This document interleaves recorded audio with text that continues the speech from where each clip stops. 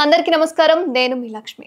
కేంద్ర బడ్జెట్ కి సంబంధించి నిర్మలా సీతారామన్ గారు బడ్జెట్ రిలీజ్ చేయడం జరిగింది 2024 అదే విధంగా 25కి సంబంధించి. ఇందులో అసలు బడ్జెట్ దేనికి యూజ్ చేస్తున్నారు, ఎవరికి ఎంత వరకు యూజ్ ఉంది అన్నది మాత్రం చాలా వరకు తెలీదు. సో దీని గురించి మనతో మాట్లాడడానికి బోస్ గారు ఇప్పుడు ప్రస్తుతం మనతో పాటు ఉన్నారు. నమస్కారం సార్. సార్, కేంద్ర బడ్జెట్ అనేది రిలీజ్ చేశారు నిర్మలా సీతారామన్ గారు.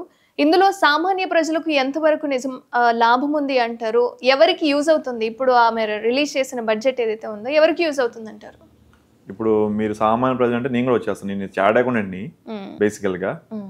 అయినా కూడా నేను కూడా సామాన్య చార్ట్ అకౌంటెంట్ని. నేనేమి కోట్లు పడిగెత్తిన చార్ట్ అకౌంటెంట్ కాదు కదా. సో మాకు కూడా ఎలా అనిపిస్తుంది, నాకేమైనా యూజ్ ఉంటుందని ఆలోచిస్తాను. ఎందుకంటే ఈవెన్ దో నా డెసిగ్నేషన్ చార్ట్ అకౌంట్ అయినా కూడా ఇప్పుడు మీరు ఎలా అయితే అవతల కూర్చున్నారు, నేను కూడా అవతల నేను నా క్లయింట్ నుంచి వచ్చిన ఫీజు కానీ దాంట్లో నాకేమైనా బెనిఫిట్ ఉంటుందని ఆలోచిస్తాను. మీరు గమనిస్తే నేను సింపుల్ ఒకటి చెప్దాం అనుకుంది ఏంటంటే, ఇండియా మొత్తం 150 కోట్ల పాపులేషన్. దాంట్లో ఈ రోజు డేట్ లో మనకి ఇన్కమ్ ట్యాక్స్ రిటర్న్ ఫైల్ చేసే వాళ్ళు 8.5 కోట్ల మంది ఉన్నారు. ఆల్మోస్ట్ 8 crores ఉన్నారండి. 8 కోట్లలో కూడా less than 5 lakhs last year file చేసి, ఈ ఇయర్ ఇంకా డేటా రాలేదు. లాస్ట్ ఇయర్ వరకు అయితే లెస్ దెన్ 5 lakhs అయితే నో ట్యాక్స్. అది ఫైల్ చేసిన ఆల్మోస్ట్ 5.5 కోట్లు, అంటే 6 కోట్ల మంది డైరెక్ట్ గా లెస్ దెన్ 5 lakhs ట్యాక్స్ కట్టరు, జీరో ట్యాక్స్, కానీ రిటర్న్ ఫైల్ చేస్తారు. మిగతా పే చేసే వాళ్ళు ట్యాక్స్ పే చేసే 2 కోట్ల మంది. ఈ 2 కోట్లలో ప్రైవేట్ లిమిటెడ్ 10 లక్షల నుంచి 12 లక్షల మంది, లిమిటెడ్ లైబిలిటీ పార్ట్నర్షిప్స్ ఉంటాయి, LLPs ఆర్ పార్ట్నర్షిప్ ఫర్మ్స్, అదొక 10 లక్షలు. అలాగే ప్రొప్రైటరీ ఈ ఓపీసీలు కానీ లేకపోతే సొసైటీలు కానీ ట్రస్టులు కానీ ఇవన్నీ కలుపుకుంటే ఇంకో 10 లక్షలు ఉంటే ఈ 2 కోట్లలో ఒక 30 లక్షల మందే కంపెనీస్లు బిజినెస్లు చేసేవారు. మిగతా అంతా ప్రొప్రైటర్లు ఇండివిజువల్లే. అంటే మీరు ఇప్పుడు చిన్న టౌన్కి వెళ్ళారనుకోండి, ఇప్పుడు విజయవాడ లాంటి టౌన్కి వెళ్ళారనుకోండి, even though Vijayawada good city, but మీరు అక్కడికి వెళ్తే అక్కడ ప్రైవేట్ లిమిటెడ్ ఉండవు, మీకు మెజారిటీ ఇండివిజువల్ పర్సన్స్ మీద బిజినెస్ జరుగుతూ ఉంటాయి.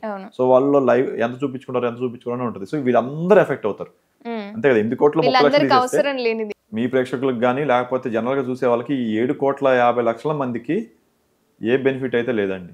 మరి ఏం చేశారంటే దెర్ ఆర్ 2 ట్యాక్స్ స్లాబ్స్ ఉంటాయి. అంటే ఓల్డ్ రెజ్యూమే, న్యూ రెజ్యూమే అని ఉన్నాయి 2. మీకు ఒక అమౌంట్ వచ్చింది అనుకోండి, దాంట్లో డిడక్షన్స్ ఉంటే ఒక రకమైన రెజ్యూమ్కి వెళ్ళొచ్చు. అంటే ఈ methodology of claiming income tax return దాంట్లో న్యూ ట్యాక్స్ దాంట్లో నీకు డిడక్షన్స్ ఏమి రావు. సపోజ్ మీ పిల్లలకి ఫీజు పే చేశాను అనుకోండి, అది కూడా రాదు. ఇన్సూరెన్స్ కట్టినా కూడా అది కూడా రాదు. అలాంటి చిన్న కాదు, అసలు డిడక్షన్స్ నాకు సంబంధం లేదు. ఏమైపోయిందంటే ఈ మొత్తం ఫైల్ చేసే వాళ్ళందరూ ఈ 7 కోట్లు 5 కోట్ల మంది ఎంప్లాయీస్ ఫైల్ చేస్తున్నారు కదా. ఇది ఫైల్ చేసినప్పుడు ఎంప్లాయర్కి ఎవరి దగ్గర అయితే కంపెనీలో ఫైల్ చేస్తున్నారో వాళ్ళకి డాక్యుమెంట్ సబ్మిట్ చేయాలి, అది కరెక్టా కాదని వెరిఫై చేయాలి. అది కరెక్ట్ కాదని చెప్తే మళ్ళీ గవర్నమెంట్ నుంచి నోటీస్ పంపిస్తే ఆ నోటీస్ సంబంధించి వాళ్ళు వెరిఫై చేయాలి. ఇంత ప్రాసెసింగ్ లో చాలా టైం వేస్ట్ అయిపోతుంది కదా. అంటే people are with less than 10 lakhs మీద we are spending huge amount of time and money ఆ వెరిఫికేషన్ ఆఫ్ డాక్యుమెంట్స్ కేసు. అలా కాకుండా వాళ్ళకి బెనిఫిట్ ఇచ్చేద్దాం, లైక్ 7 లక్షల దాకా 6 లక్షల దాకా ట్యాక్స్ తగ్గించేసి 6 నుంచి 10 దాకా ఏమో తక్కువ పర్సెంటేజ్ చేస్తే ట్యాక్స్ తగ్గిపోద్ది కాబట్టి డిడక్షన్స్ క్లెయిమ్ చేయరు ఇల్లు. మీకు అర్థమవుతుందా అనే ఉద్దేశంతో దే ఆర్ ట్రైంగ్ టు, అంటే గవర్నమెంట్ ఏం చేస్తుందంటే స్లోగా ఓల్డ్ దాన్ని వెనక్కి నెట్టి దాంట్లో డిస్కరేజ్ చేస్తుంది, కొత్త స్కీమ్ ని ఎంకరేజ్ చేస్తుంది. ఆ పరంగా మనకి మహా అయితే ఒక 17,500 బెనిఫిట్ ఇచ్చాడు కొత్త, అది కూడా కొత్త ట్యాక్స్ స్కీమ్ తీసుకున్న వాళ్ళకి. పాత ట్యాక్స్ స్కీమ్ తీసుకున్న అలాగే ఉన్నారు. బట్ మీ ప్రేక్షకుల్లో మేజర్ గా అందరికీ డౌట్ వచ్చేది, ఎంప్లాయీస్ ఎక్కువ మంది ఉంటే మీరు చూసేవాళ్ళు, వాళ్ళకి నేను ఇచ్చేది సింపుల్ ఒకటి, ఏంటి బెనిఫిట్ ఈ బడ్జెట్ వల్ల మీకేమన్నా ఉందా అంటే డెఫినెట్లీ ఉంది. There are 2 ways to do it. మీ దగ్గర మొబైల్ కానీ ల్యాప్టాప్ కానీ ఏదైనా ఉంటే కూడా మీరు ఇన్కమ్ ట్యాక్స్కి వెళ్తే ఇన్కమ్ ట్యాక్స్ క్యాలిక్యులేటర్ అని ఒక క్యాలిక్యులేటర్ ఉంటుంది. ఆ క్యాలిక్యులేటర్లో మీ డిడక్షన్స్ ఎంతో పెట్టుకోండి, అలాగే మీ గ్రాస్ ఇన్కమ్ పెట్టుకుని కంపేర్ చేసుకోండి. ఇస్తుంది సిస్టంలో ఇస్తుంది ట్యాబ్. ఆ డిడక్షన్స్ ఏమేమి ఉండొచ్చు, జనరల్ గా హౌసింగ్ లోన్ ఇంట్రెస్ట్ ఉన్నా, ఏటీసీ డిడక్షన్ అని, పిఎఫ్, ఈఎస్ఐ, లేకపోతే ప్రిన్సిపల్ హౌసింగ్ లోన్ పేమెంట్ కానీ, పిల్లల పేమెంట్ కానీ, తర్వాత ఇన్సూరెన్స్ పేమెంట్ కానీ, లేకపోతే హెల్త్ ఇన్సూరెన్స్ పేమెంట్ ఇవన్నీ ఉంటే ఈ డిడక్షన్ అంతా క్యాలిక్యులేట్ చేసుకోండి. మీరు అక్కడ పెట్టి కంపేర్ చేసుకోండి, ఓల్డ్ స్కీమ్ బెటరా న్యూ స్కీమ్ బెటరా, దాని ప్రకారం మీరు చూస్ చేసుకోండి. అంటే పర్సనల్ గా కాకుండా ఇప్పుడు ఓల్డ్ బెటర్ అంటారా, ప్రెసెంట్ తీసుకొచ్చిన స్కీమ్ బెటర్ అంటారా? అదే డిపెండ్స్ ఆన్ మీ శాలరీ బట్టి, శాలరీ అండ్ మీ డిడక్షన్స్ బట్టి. ఇప్పుడు మీరు ఆ క్యాలిక్యులేటర్కి వెళ్తే అప్ టు 22 lakhs వరకు ఓల్డ్ స్కీమే బెటర్, ఏది డిడక్షన్స్ ఉంటే మీకు. కొంతమందికి ఏంటి పిల్లలు ఉంటారు, వాళ్ళకి ఫీజు గట్టిగా పే చేస్తారు. కొంతమందికి ఏమో పిల్లలు లేరు కానీ హోమ్ లోన్ ఉంటుంది.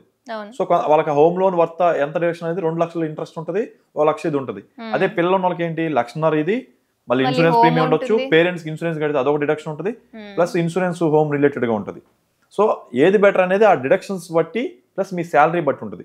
నా దృష్టిలో మీకు ఒక 20 లక్షల ప్యాకేజ్ వరకు, 20 నుంచి 22 లక్షల ప్యాకేజ్ వరకు ఉండి మీకు డిడక్షన్స్ ఉంటాయి, లైక్ హోమ్ లోన్ ఉండి, ఇన్సూరెన్స్ ప్రీమియం కానీ ఐటీసీలో డిడక్షన్స్ ఉండి, మెడికల్ ఇన్సూరెన్స్ ఉంటే 22 లక్షల వరకు మీ శాలరీ అయితే ఓల్డ్ స్కీమ్ బెటర్.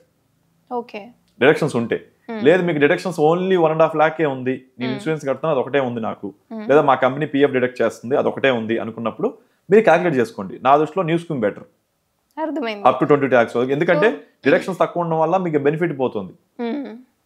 సో ఎక్కువ డిటెక్షన్స్ ఉన్నప్పుడు ఓల్డ్ స్కీమ్ బెటర్ అని అది ఏది అనేది మాలాంటి వాళ్ళు జస్ట్ ఇలా దాంతో డిసైడ్ అవ్వకుండా ఇన్కమ్ ట్యాక్స్ వెబ్సైట్ ఉంది, ఇన్కమ్ ట్యాక్స్ ఈ ఫైలింగ్ అనే వెబ్సైట్ కొడితే ఆ వెబ్సైట్ లో ఇన్కమ్ ట్యాక్స్ క్యాలిక్యులేటర్ అని ఉంటుంది. ఆ క్యాలిక్యులేటర్ క్లిక్ చేసి మీ గ్రాస్ శాలరీ ఎంటర్ చేయండి, కింద మీకు ఎంత డిడక్షన్ ఉందో ఆ వాల్యూ ఎంటర్ చేసి క్యాలిక్యులేట్ మై ట్యాక్స్ అని కొట్టంగానే ఓల్డ్ స్కీమ్ ప్రకారం ఎంత ట్యాక్స్, న్యూ స్కీమ్ ప్రకారం ఎంత ట్యాక్స్ కట్టాలని ఉంటుంది. ఈ రెండు చూడండి, ఏ స్కీమ్ బెటర్ అయితే ఆ స్కీమ్ కింద ఫైల్ చేసుకోండి. సో ఇప్పుడు ఓల్డ్ స్కీమ్ కూడా అవైలబుల్ గా ఉంది, రెండు ఉన్నాయి. మేబీ నెక్స్ట్ 2-3 years లో పోతుంది, ఓల్డ్ స్కీమ్ కూడా వెళ్ళిపోతుంది నెక్స్ట్ 2-3 years లో. మరి ఇప్పుడు ఓల్డ్ స్కీమ్ మీద ఆధారపడి ఉన్న వాళ్ళ పరిస్థితి ఏంటంటారు? మళ్ళీ డిస్కరేజింగ్, ఓకే, స్లోలీ డిస్కరేజింగ్. అందుకే కదా ఇప్పుడు కొత్తగా ఏం చేశాడు, ఈ బెనిఫిట్ ఇస్తున్న ఏదైతే ఉందో స్టాండర్డ్ డిడక్షన్ అనే ఒక బెనిఫిట్ ఉంది. ఈ స్టాండర్డ్ డిడక్షన్ ఈ రోజు వరకు ఓల్డ్ స్కీమ్ వాళ్ళకి ఉంది, న్యూ స్కీమ్ వాళ్ళకి ఉంది. కానీ ఇప్పుడు ఏం చేశారంటే ఓన్లీ న్యూ స్కీమ్ వాళ్ళకే 50,000 నుంచి 75,000 చేశారు. అవును, పెంచారు. ఓల్డ్ స్కీమ్ వాళ్ళకి లేదు.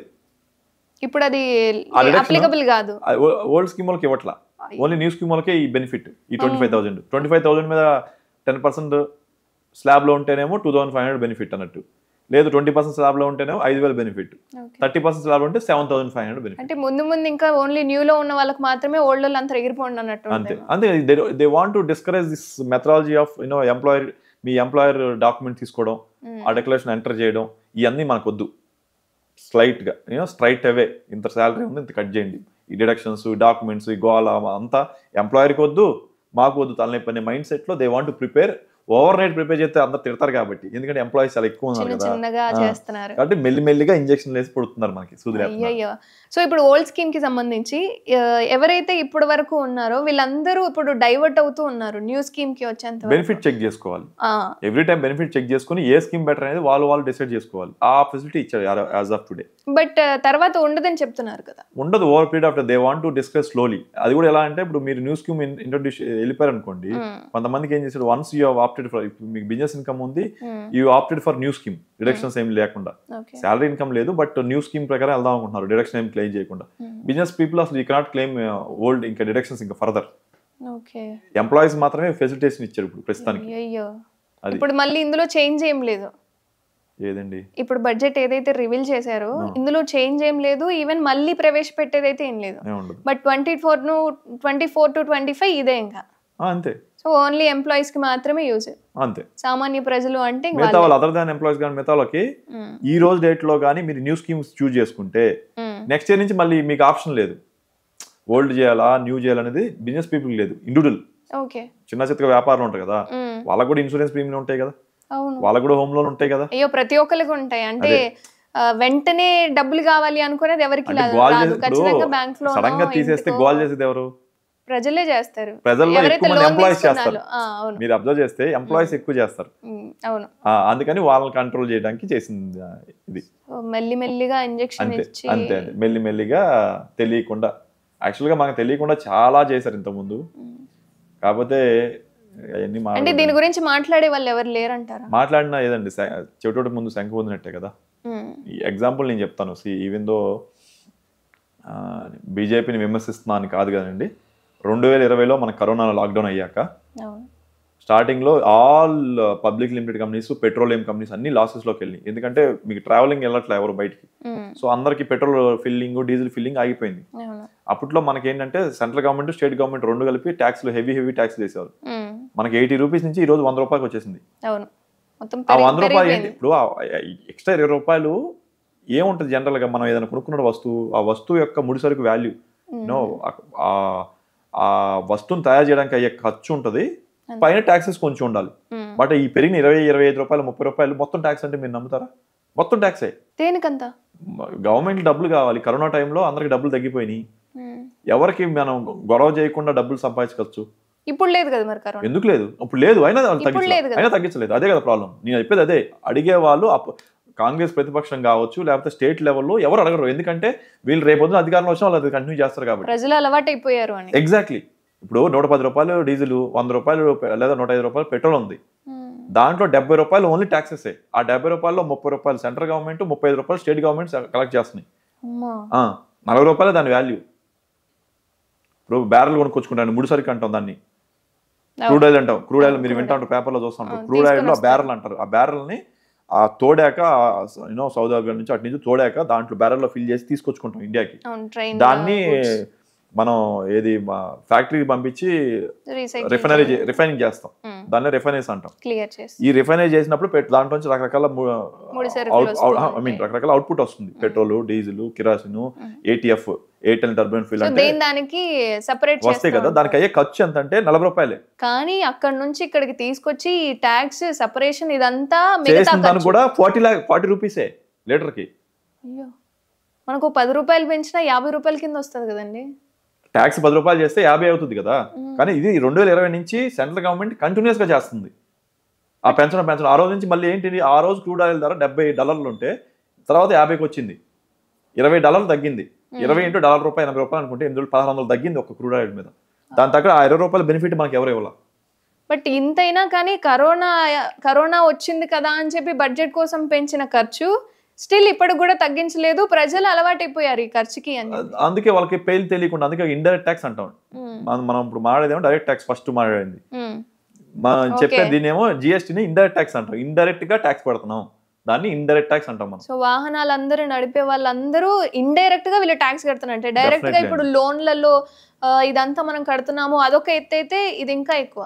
నేను అదే అంటే నేను ఏదో ఇప్పుడు మీ ఇంటర్వ్యూలో మన అయితే 1000 మంది చూస్తారు, 2000 మంది చూస్తారు తెలియదు. లేదా ఈ చిన్న క్లిప్ ఎక్కువ అయిపోయి 10 లక్షల మంది చూసినా కూడా ఉపయోగం ఏంటి?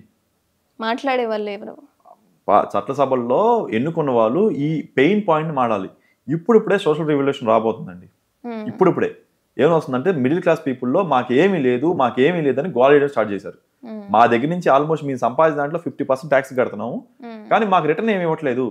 రిటర్న్ ఇవ్వడం అంటే ఏంటి, మా ఫెసిలిటీస్ కరెక్ట్గా లేవు, రోడ్లు కరెక్ట్గా లేవు, నా వాటర్ ఫెసిలిటీస్ కరెక్ట్గా లేవు, నువ్వు మంచి రోడ్లు మెయింటైన్ చేయట్లేదు, మంచి ఎయిర్ మెయింటైన్ చేయట్లేదు, మంచి ఫెసిలిటీస్ మెయింటైన్ చేయట్లేదు అనేది రెవల్యూషన్ స్టార్ట్ అయింది ఇప్పుడే. ఈ 8 కోట్ల మంది, మిగతా 143 కోట్ల మందికి నథింగ్. వాళ్ళు ఏమీ పే చేయట్లేదు, వాళ్ళకి అనవసరం ఇదంతా కూడా ట్యాక్స్ మీద. దే వాంట్ ఎనీ వాళ్ళ ఊళ్ళో డెవలప్మెంట్ వరకు ఆలోచిస్తారు. ఎందుకంటే మన కంట్రీలో పల్లెటూళ్ళే పట్టుకొమ్మలు, అందులోనే ఎక్కువ జనాభా ఉంది, అక్కడే ఉన్నారు ఎక్కువ మంది. సో దాని తగ్గట్టే మన బడ్జెట్లో ఏం చేశారంటే గ్రామీణ అభివృద్ధి కోసం 2 లక్షల కోట్లు అలొకేట్ చేశారు. సో వాళ్ళైనా డైరెక్ట్ బెనిఫిషియన్ కింద డైరెక్ట్గా గ్రామానికి ట్రాన్స్ఫర్ చేసేస్తున్నారు. ఆ విధంగా one good thing they have done is this one. Second good thing, మీరు ఇందాక అడుగుతున్నప్పుడు అంటే బిఫోర్ కెమెరా ఆన్ చెప్పకముందు అన్న ఏంటంటే ఎడ్యుకేషన్ సంబంధించి నాకేం కనపడలేదు అన్నారు. ఐ డోంట్ అగ్రీ దాని పాయింట్. స్కిల్ డెవలప్మెంట్ రిలేటెడ్గా ఈ చిన్న స్కిల్ రిలేటెడ్ ఎడ్యుకేషన్ కోసం 1,48,00,000 కోట్లు 1,48,00,000 crores ని అలొకేట్ చేశారు. మహిళలు యువతకి మహిళలకి స్కిల్ డెవలప్మెంట్ కోర్స్ కోసం, స్కిల్ డెవలప్మెంట్ కోర్స్ కోసం అనౌన్స్ చేశారు. దీంట్లో ఏం చేస్తారంటే యూనివర్సిటీని ఏర్పాటు చేయడం, ఈ 1,48,00,000 కోట్లని డివైడ్ చేస్తారు. ఎవరన్నా ట్రైనింగ్ చేసే వాళ్ళకి పే చేయడం, స్కిల్ యూనివర్సిటీస్ అని ఉంటాయి వాళ్ళకి పే చేయడం. మొన్న రేవంత్ రెడ్డి గారు అనౌన్స్ చేశారు స్కిల్ యూనివర్సిటీ అని. ఆ యూనివర్సిటీ సెటప్ చేయడానికి అయ్యే ఖర్చులో వాళ్ళు కొంత గ్రాంట్ చేయడం. ఇట్లా they have done a good amount for overall growth. ఒక ఇండివిజువల్ బెనిఫిట్ చేయడం గురించి కాకుండా ఓవరాల్ కోసం చేశారు. అవును, అంటే నలుగురు కనిపించే మహిళలు, యువత, రైతులు, కూలీల మహిళలను అదేలేండి దిగువ దిగువ ఉన్న వాళ్ళకి ఫుడ్, ఆహార భద్రత, అంటే వాళ్ళకి సబ్సిడీ ఇవ్వడం. సార్ నాకు అర్థం కాలేదు, ఇట్లా ఈ ఫోన్లు, ఈ సిగరెట్లు వీటికి సంబంధించి కూడా కొంత ట్యాక్స్ తగ్గించినట్టుగా కూడా నిర్మలా సీతారామన్ గారు చెప్పారు. దీంట్లో ఏం యూజ్ ఉంది, ఎవరికి యూజ్ ఉంది అంటారు? అంటే మీరు లగ్జరీ ఐటమ్స్ అనేది ఫోన్లో ₹1,00,000 దాటిన ఐటమ్ వాడికి లేదా 50,000 దాటిన వాడిని మనం లగ్జరీ కింద చూసుకోవచ్చు. బట్ ఇవాళ రేపు ఏమైందంటే రెవల్యూషన్ పెరుగుతున్నప్పుడు, టెక్నాలజీ రెవల్యూషన్ పెరుగుతున్నప్పుడు పల్లెటూరులో కూర్చున్న అతను రైతు కూడా చేతిలో స్మార్ట్ ఫోన్ ఉంటే అతనికి డేటా పంపించడానికి, అతని లైఫ్ ని కొంచెం ఇంప్రూవ్ చేయడానికి ఉంటుంది. ఇప్పుడు ఇక్కడ నుంచోనే మొబైల్ నుంచి ఆయన పంప్స్ ఆన్ ఆఫ్ చేసుకోవచ్చు. ఆ రెవల్యూషన్ పెంచాలంటే ఇట్స్ నాట్ ఓవర్ నైట్ అయ్యేది కాదు. అవును జియో వచ్చాక మనం రెవల్యూషన్ అయ్యాం. అంతకుముందు 1 GB 2 GB కూడా we use to pay lot of amount. అవును ఇప్పుడు రెవల్యూషన్ చేయడానికి ఏంటంటే ఈ తక్కువ రేట్లో ఉన్న వాటికి వాళ్ళు తగ్గించారు రేటు. లగ్జరీలో ఉన్న ఐటమ్స్ కాదు తగ్గించింది. ఈ 30,000 40,000 లోపున అంటే ఎవరైతే సామాన్యులు జనరల్ కొనుక్కుందాం ఇంట్రెస్ట్ చూపించాలి 5,000 10,000 రూపాయల ఫోన్లు ప్రతి ఒక్కరికి అందుబాటులో ఉండడానికి అంటే they are trying to bring technology into everybody's life. అందుకని వాటి వరకే మీకు రేట్ తగ్గించింది. లగ్జరీ ఐటమ్స్ ఐఫోన్ వాటికి తగ్గించలేదు. అట్లా చిన్న చిన్న థింగ్స్ వరకు మాత్రం. మీకు అర్థమవుతుందా? There are 4 slabs in GST. Okay 4 slabs లో 5% ఒకటి, 12% ఒకటి, 18% ఒకటి, 28% ఒకటి. Okay okay of course there is gold మీద 3% అని ఇంకో స్లాబ్ ఉంది కానీ బట్ జనరల్ గా మేజర్ గా ఉన్న స్లాబ్స్ చాలా గూడ్స్ కి ఈ 4 స్లాబ్స్. దీంట్లో 5% ఏదంటే జనరల్ గా నాకుండే ప్రతి అవసరాలు వాటి మీద ఛార్జ్ చేస్తాను. ధన్యవాదాలు.